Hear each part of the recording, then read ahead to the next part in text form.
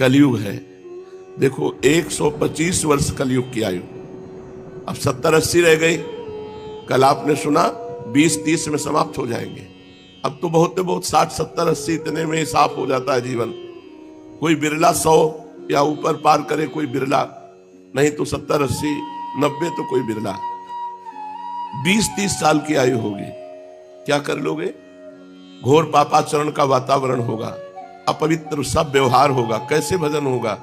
इसलिए अभी भजन कर लो, भगवत प्राप्ति कर लो। भगवान सच्चिदानंद जब कल्कि अवतार धारण करते हैं और दुष्टों का संहार करते हैं, उस समय से फिर सतयुग प्रारंभ होता है।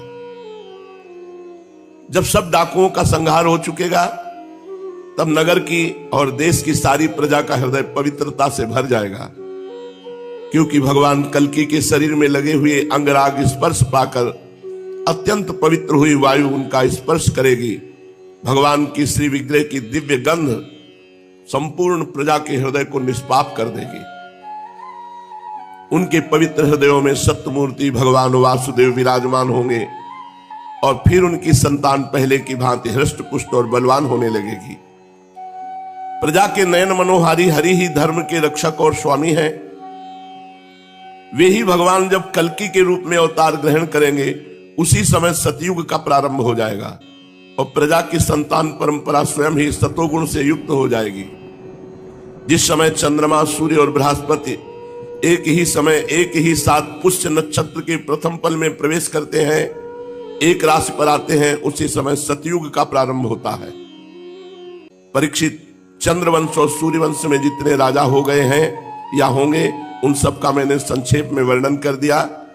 तुम्हारे जन्म से लेकर राजा नंद के अभिषेक तक 1115 वर्ष का समय लगेगा। जिस समय आकाश में सप्तऋषियों का उदय होता है, उस समय पहले उनमें से 2 ही तारे दिखाई पड़ते हैं। उनके बीच में दक्षिणोत्तर रेखा पर समभाग में अश्विनी आदि नक्षत्रों में से एक नक्षत्र दिखाई पड़ता है। उस नक्षत्र के साथ सप्तर्षिगण मनुष्यों की गणना से 100 वर्ष तक रहते हैं। वे तुम्हारे जन्म के समय उस समय भी मघा नक्षत्र पर स्थित है। स्वयं सर्वव्यापक सर्वशक्तिमान भगवान ही शुद्ध सत्यमय विग्रह के साथ श्री कृष्ण के रूप में प्रकट हुए थे। वे जिस समय अपनी लीला स्मरण करके परम धाम पधार गए, उसी समय कलयुग ने संसार में प्रवेश किया। उसी के कारण मनुष्यों की मति गति पाप की ओर ढुलक गई। जब लक्ष्मीपति भगवान श्री कृष्ण अपने चरण कमलों से इस पृथ्वी का स्पर्श करते, तब कलयुग की ताकत नहीं थी कि वो यहां प्रवेश करता। जब भगवान अंतर्धान हो गए, तब कलयुग का प्रवेश हुआ।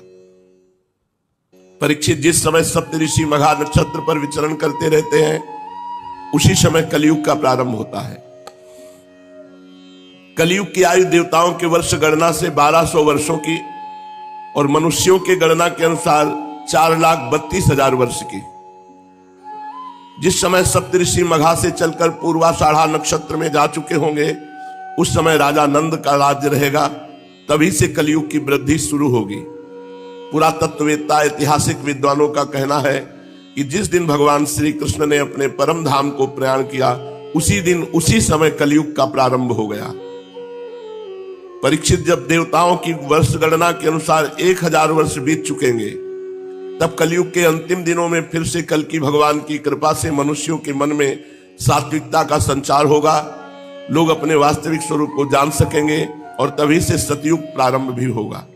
परीक्षित, मैंने तो तुमसे केवल मनुवंश का सो भी संक्षेप में वर्णन किया है। जैसे मनुवंश की गणना होती है, वैसे ही प्रत्येक युग में ब्राह्मण, वैश्य और शूद्रों की भी वंश परंपरा समझनी चाहिए। राजन, जिन पुरुषों और महात्माओं का वर्णन मैंने तुमसे किया, अब केवल नाम से ही उनकी पहचान होती है। अब वे नहीं रहे, केवल उनकी कथा रह गई। अब उनकी कीर्ति ही पृथ्वी पर जहां तहां सुनने को मिलती है। भीष्म पितामह के पिता राजा शांतनु के भाई देवापि और इक्ष्वाकुवंशी मरु इस समय कलाप ग्राम में स्थित हैं। वे बहुत बड़े योग बल से युक्त हैं। कलयुग के अंत में कल्कि भगवान की आज्ञा से फिर यहां आएंगे और पहले की भांति वर्णाश्रम धर्म का विस्तार करेंगे। सतयुग, त्रेता, द्वापर और कलयुग, ये ही 4 युग हैं।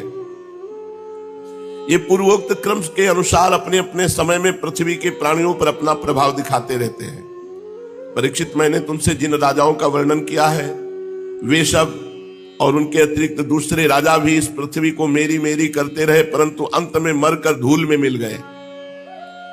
इस शरीर को भले ही कोई राजा कह ले, परंतु अंत में एक कीड़ा, विष्ठा अथवा राख के रूप में ही परिणित होगा, राख ही होकर रहेगा।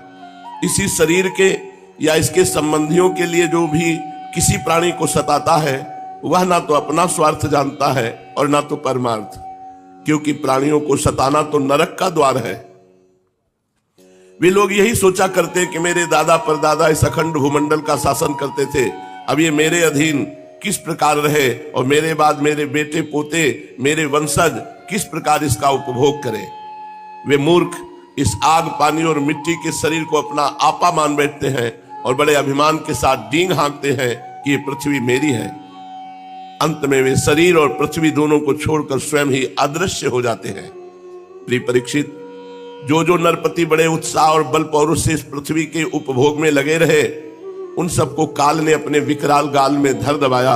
अब केवल इतिहास में उनकी कहानी ही शेष रह गई है। श्री सुखदेव जी कहते हैं, परीक्षित, जब पृथ्वी देखती है कि राजा लोग मुझ पर विजय प्राप्त करने के लिए उतावले हो रहे हैं, तब वो हंसने लगती है और कहती, कितने आश्चर्य की बात है, ये राजा लोग जो स्वयं मौत के खिलौने हैं, ये मुझे जीतना चाहते हैं। राजाओं से ये बात छिपी नहीं कि वे एक ना एक दिन मर जाएंगे, फिर भी व्यर्थ में ही मुझे जीतने की कामना करते हैं, ऐसा पृथ्वी सोचती है। सचमुच इस कामना से अंधे होने के कारण ही वे पानी के बुलबुले के समान क्षणभंगुर शरीर पर विश्वास कर बैठते हैं और धोखा खाते हैं। वे सोचते हैं कि हम पहले मन के सहित अपने पांचों इंद्रियों पर विजय प्राप्त करेंगे, अपने भीतरी शत्रुओं को वश में करेंगे, क्योंकि इनके जीते बिना बाहरी शत्रुओं को जीतना कठिन है। उसके बाद अपने शत्रु के मंत्रियों, आमात्यों, नागरिकों, नेताओं और समस्त सेना को भी वश में कर लेंगे। जो भी हमारे विजय मार्ग में कांटे बोएगा उसे हम अवश्य जीत लेंगे। इस प्रकार धीरे धीरे क्रम से सारी पृथ्वी हमारे अधीन हो जाएगी, फिर तो समुद्र ही हमारे राज्य की खाई का काम करेगा। इस प्रकार वे राजा लोग अपने मन में अनेकों आशाएं बांध लेते हैं और उन्हें यह बिल्कुल नहीं सूझती कि उनके सिर पर काल सवार है। यहीं तक नहीं, जब एक द्वीप उनके वश में हो जाता है तब वे दूसरे द्वीप पर विजय करने के लिए बड़ी शक्ति और उत्साह के साथ समुद्र यात्रा करते हैं। अपने मन को, इंद्रियों को वश में करके लोग मुक्ति प्राप्त करते हैं, परंतु ये लोग उनको वश में करके थोड़ा सा भूभाग ही प्राप्त करते हैं। इतने परिश्रम और आत्म संयम का ये कितना तुच्छ फल है। पृथ्वी कहती है कि बड़े बड़े मनु और उनके वीर पुत्र मुझे ज्यों का त्यों छोड़कर जहां से आए थे वहीं खाली हाथ लौट गए, मुझे अपने साथ न ले जा सके। अब ये मूर्ख राजा मुझे युद्ध में जीत कर वश में करना चाहते हैं। जिनके चित्त में बात दृढ़मूल हो गई कि पृथ्वी मेरी है, उन दुष्टों के राज्य में मेरे लिए पिता पुत्र और भाई भाई भी आपस में लड़ बैठते हैं। वे परस्पर इस प्रकार कहते हैं, ओ मूढ़, ये सारी पृथ्वी मेरी ही है, तेरी नहीं। इस प्रकार राजा लोग एक दूसरे को कहते सुनते हैं, एक दूसरे से स्पर्धा करते हैं, मेरे लिए एक दूसरे को मारते हैं और स्वयं मर मिटते हैं।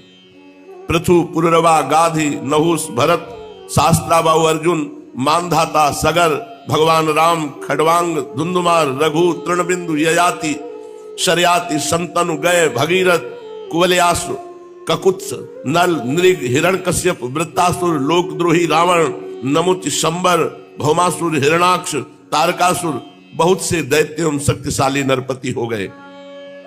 ये सब लोग सब कुछ समझते थे कि हम सब सूर हैं। सभी ने दिग्विजय में दूसरों को हरा दिया, दूसरे इन्हें नहीं जीत पाए, परंतु सब के सब चले गए, कोई टीका नहीं। राजन, उन्होंने अपने पूरे अंतःकरण से मुझसे ममता की और समझा कि पृथ्वी मेरी है, परंतु विकराल काल ने उनकी लालसा पूरी ना होने दी। अब उनके बल पौरुष और शरीर आदि का कुछ पता ही नहीं, केवल उनकी कहानी शेष मात्र है। परीक्षित, संसार में बड़े बड़े प्रतापी और महान पुरुष वे हैं, वे लोकों में अपने यश का विस्तार करके यहां से चल बसे। तुम्हें मैंने ज्ञान और वैराग्य उपदेश करने के लिए इनकी कथा सुनाई है। मैंने जो कुछ अभी तक वर्णन किया सब वाणी का विलास है। इसी पे हमें बहुत धक्का लगा था जब हम 16-17 वर्ष के थे। ऐसा कैसे? भगवान का चरित्र, महापुरुषों का चरित्र अब समझ में आ रहा है। ये सब वाणी का विलास मात्र है, परमार्थक सत्य कुछ भी नहीं है। जितना सुनाया ये सब वाणी का विलास मात्र है, परमार्थिक सत्य कुछ नहीं है। इस पे काफी देर हम परेशान हुए थे।